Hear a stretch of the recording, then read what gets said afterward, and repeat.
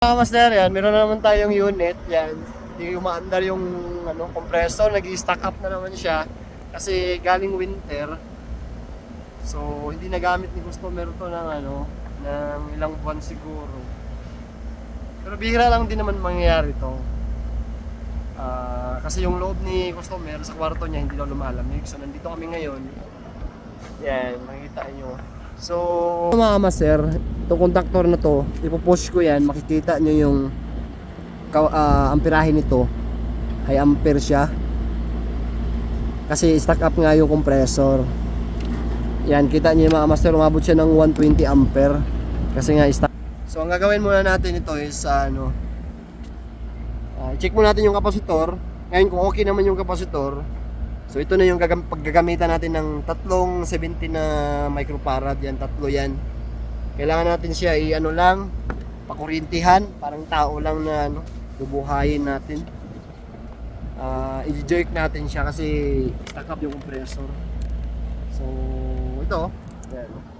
Ito mga master. Ko ulit yung contactor, makikita nyo talagang stack up siya.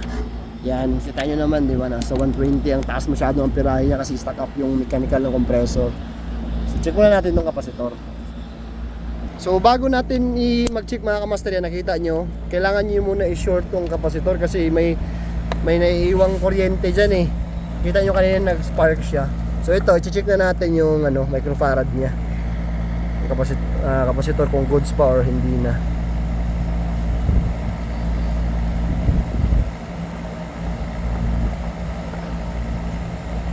Yan. So nag-grade rate siya ng 67 A72, so goods pa to. So dito na tayo magagamit mga kamaster yan, yung tatlong 70. I-jerk natin. So pagdugtong natin. Yung nito mga kamaster, ganito lang to oh. Kasi may magtanong naman mga kamaster natin na ganito. Ganun lang siya. Yan. Parallel lang. Punta rito, punta sa kabila. Punta rito, punta sa kabila. Ganun lang. Ito yung starting, ito yung running. Yan, ganun lang siya. Tawid-tawid lang, tawid. Tapos dito yung dulo. So, muna ito mix? Electrical tape muna. Ha? Electrical tape muna. So, ito yung dati niyang kapasitor mga master. Babalik na natin siya sa dati. Sa nakakabit. Yan, balik natin.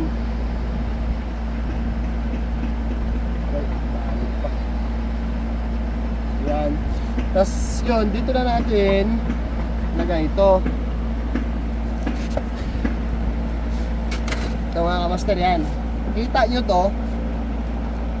So itong puti is starting siya. So itong starting dito sa kapasitor na nakatawid ng tawid, jumper. So ilagay natin dito sa starting, ito yung starting, so lagyan natin si starting dito. Yan, ito yung running. Kung makita nyo mga master, ganun lang oh. Kapit na lang. Pwede nyo rin lagyan ng switch to. Kung natatakot kayo ganitong trabaho, pwede nyo lagyan ng switch. Ito lang naman, lagyan nyo ng switch yung dalawa nito. So dahil para sa akin mas mabilis pag ganito na lang, so ganito lang ginagawa. Depende naman sa inyo yun kung anong diskarte nyo. So ito ngayon, ipopost na natin mga master. Yan. Dito ka mix.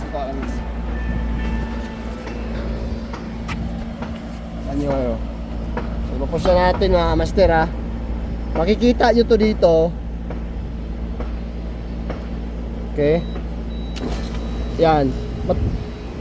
So umandar mga master, nasa 16 siya. Tapos tanggalin nyo agad tong naka-jumper. Kasi tataas yung pirahe niyan eh. Yan. So nakatanggal na siya. Ito na siya. Umandar na siya. Tingnan nyo yung tingnan nyo yung amperahe niya mga kamaster, nasa 11 siya. So ibig sabihin umandar yun. Tapos kabit agad natin yung coil ng contactor para dire-diretso na siya andar. Yan. So kabit natin.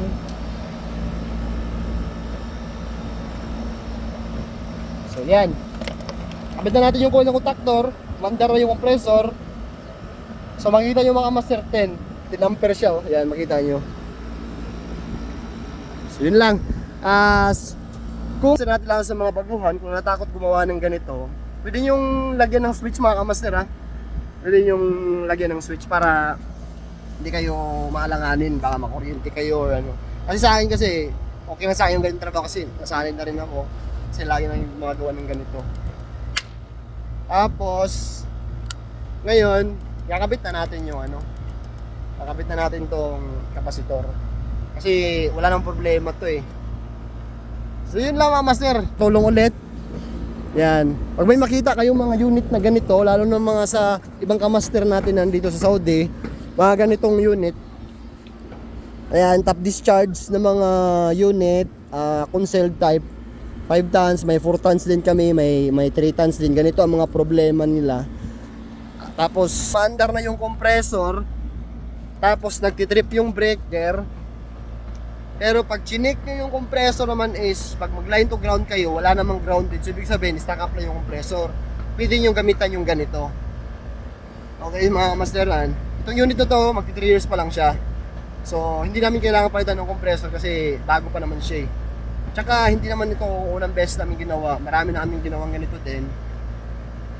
Hanggang ngayon, tumatakbo naman ng maayos. Hindi naman siya nasira ulit. So, kailangan lang talaga niyang pakurugan. Okay mga master, thank you for watching. Ingat lagi, sana nakatulong. Bye-bye.